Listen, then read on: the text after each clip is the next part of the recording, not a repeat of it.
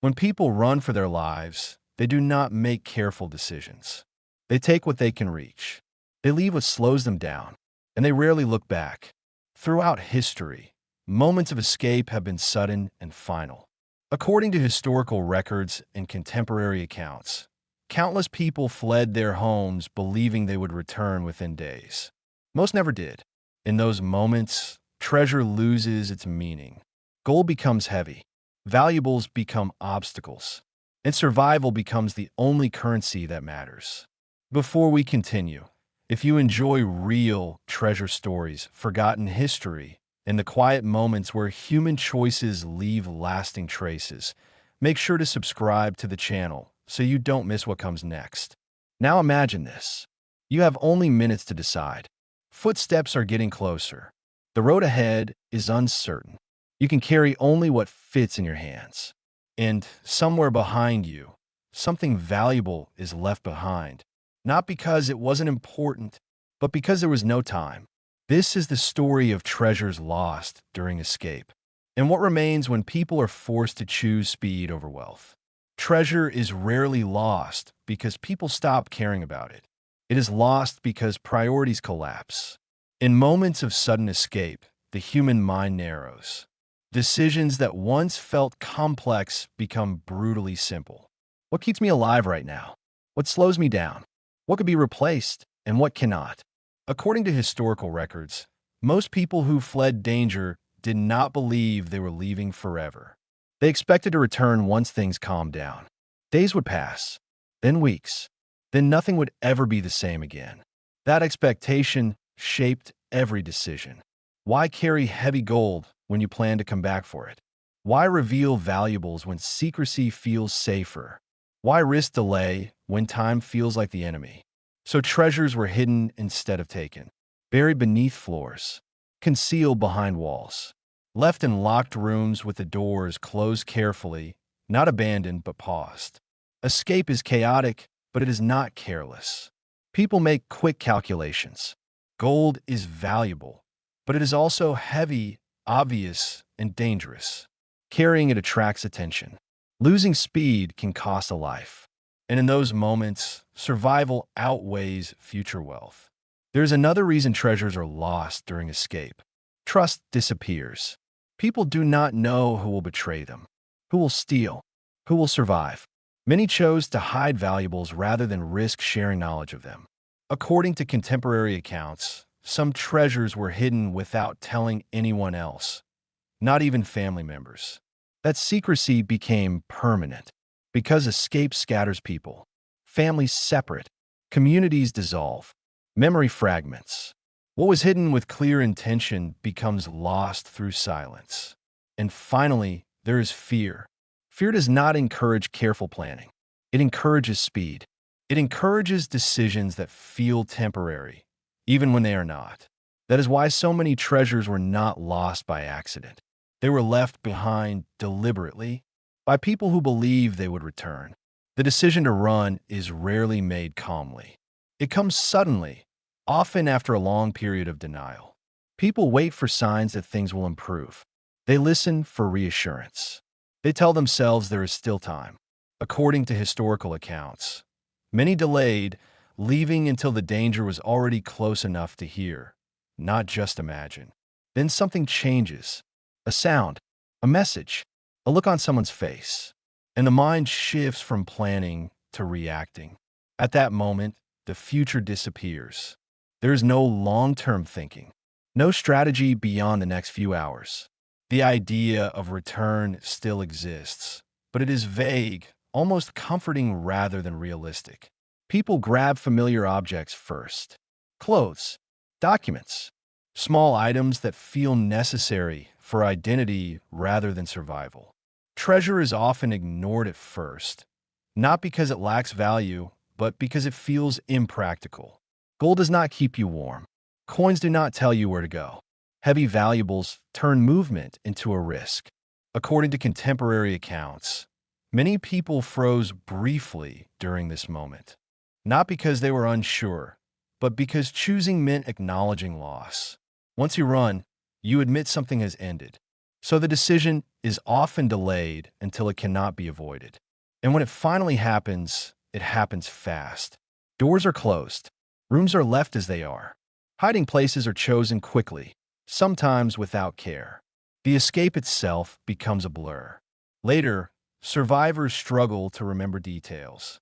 What they hid things, what they left behind, which choices were intentional, and which were made without thought. And that uncertainty is what turns temporary decisions into permanent losses. When people flee, their choices reveal what matters most in moments of fear. Not what is valuable, but what feels necessary. According to historical records and eyewitness accounts, the items people took during escape were often surprisingly modest. A coat, a bag of documents, a family photograph folded carefully and placed close to the body.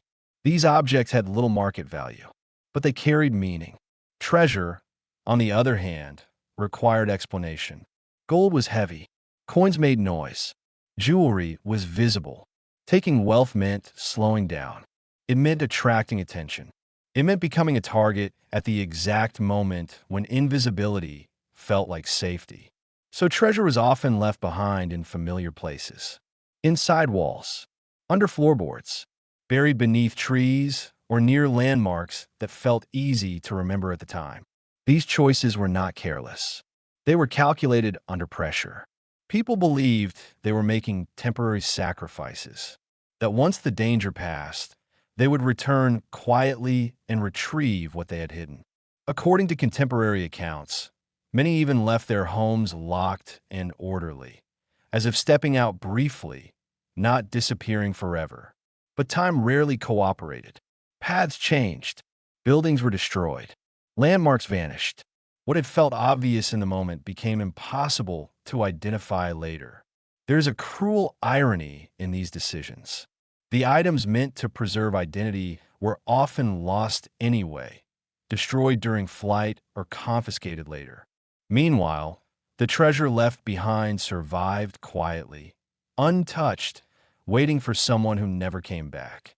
What people took helped them escape. What they left behind became history. When people realize they cannot take their treasure with them, they often choose the ground. Not because it is safe, but because it is fast. According to historical records, countless valuables were buried hastily during moments of escape. There were no careful measurements, no detailed maps, no time to mark locations clearly. People chose places that felt obvious in the moment, places they believed they would recognize instantly upon return. A tree near the house, the corner of a field, a spot beneath a floorboard that could be lifted quickly. The act itself was rushed and shook. Soil was uneven. Objects were wrapped poorly, if at all. Some buried gold in containers never meant for long-term storage. Cloth rotted. Wood decayed. Metal rusted. Over time, what had been hidden safely became scattered, sinking deeper into the earth. Many people did not bury treasure alone. They worked in silence, avoiding witnesses. According to contemporary accounts, secrecy felt like protection. If no one knew where the valuables were hidden, no one could steal them. That secrecy became a curse. If the person who buried the treasure did not return, the knowledge died with them. Even family members were left guessing, aware that something existed, but unable to locate it. In some cases, people wrote notes, rough sketches, vague directions, references to landmarks that no longer exist. Over decades, these instructions lost meaning. A large oak disappeared. A stone fence was dismantled. What once felt clear became abstract. The earth does not forget, but it does not explain either. And so, treasures buried in a hurry remained where they were placed. Not hidden carefully, not protected intentionally, just waiting beneath ground that moved on without them. Many treasures were not lost because people forgot them. They were lost because returning became impossible. According to historical records, countless escapes ended far from where they began. Borders closed. Roads disappeared. Entire regions became unsafe or inaccessible. What had once been a familiar route home turned into a barrier no one could cross again. Some people died during escape. Others survived, but were scattered so far that returning required resources they no longer had. Time passed. New lives began elsewhere. The place they fled from slowly turned into something distant and unreal. In many cases, the place itself changed beyond recognition. Homes were destroyed or repurposed. Fields were abandoned or reclaimed by nature. Towns emptied and disappeared. A person might remember hiding treasure beneath a floor, only to learn years later that the building no longer existed, or that the land had been reshaped, divided, or forgotten. According to contemporary accounts, some survivors carried the memory of what they left behind for decades. They spoke of it quietly, often without detail, as if describing a place that belonged to someone else. Returning was not just physically difficult, it was emotionally heavy. To go back meant facing what had been lost. Not just wealth, but identity, home, and certainty. Many chose not to reopen that chapter, even if the treasure remained. And so, places where valuables were hidden became sealed by absence. Not guarded, not marked, just unreachable. The treasure did not move.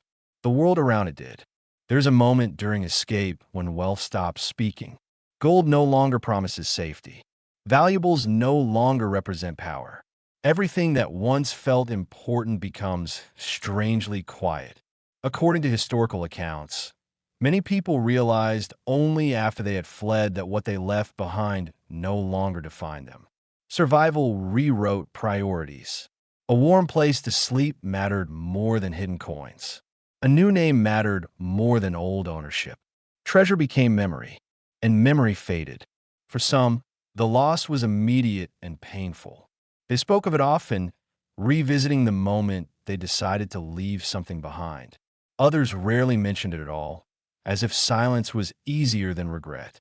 Over time, even the sharpest memories dulled. Exact locations blurred. Details shifted.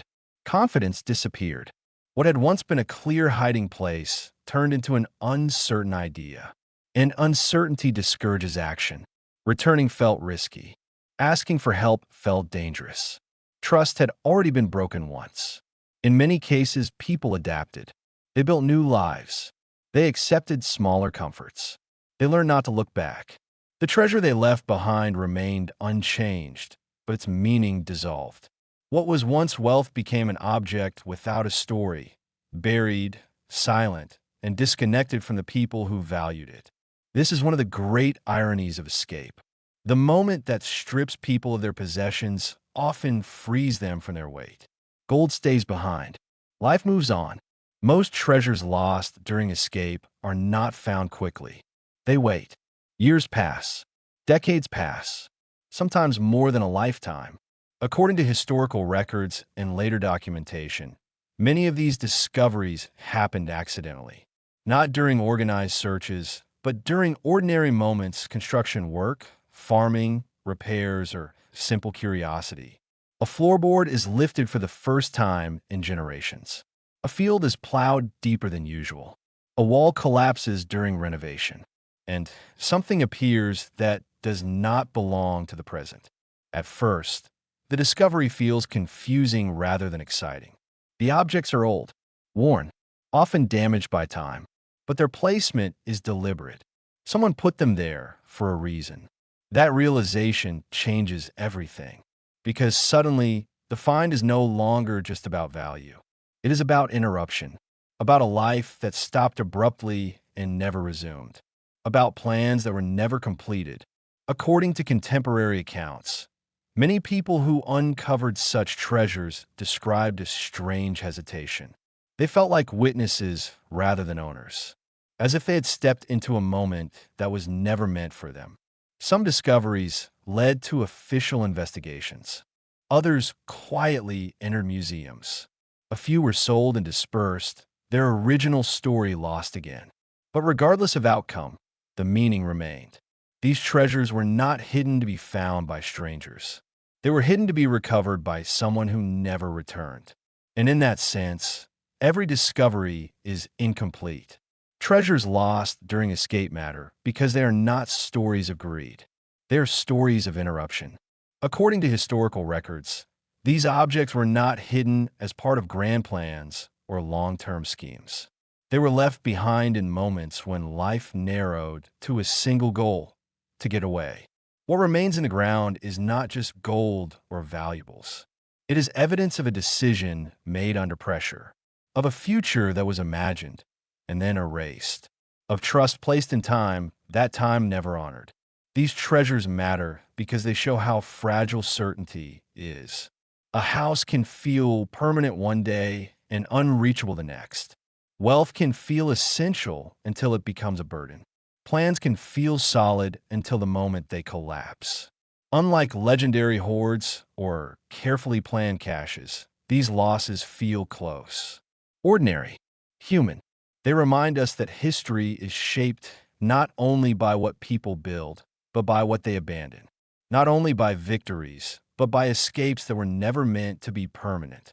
And perhaps that is why these stories continue to resonate. Because they are easy to imagine. Anyone can picture themselves in that moment, choosing speed over possessions, leaving something behind with the quiet belief that it will still be there later. Sometimes it is. Sometimes it waits far longer than anyone expects. Somewhere beneath floors, fields, and forgotten rooms, there are objects that were left behind in a single breathless moment. They were not meant to become mysteries. They were meant to be retrieved. According to historical accounts, many of the people who hid these treasures never spoke of them again. Life moved forward. New dangers replaced old ones. The urgency to survive slowly gave way to the need to forget. The treasure remained, silent, unclaimed, unaware that the world it belonged to no longer existed. If you enjoy real treasure stories, forgotten history, and the quiet consequences of human decisions, make sure to subscribe to the channel so you don't miss what comes next. There are many more stories like this, shaped by fear, chance, and the moments when there was no time to choose carefully. And now, I want to ask you something. If you had to leave everything behind with no certainty of return, what would you take with you? And what would you leave behind, hoping it would still be there someday? Share your thoughts in the comments. Because some treasures are not lost because they were hidden too well, but because the people who hid them never made it back.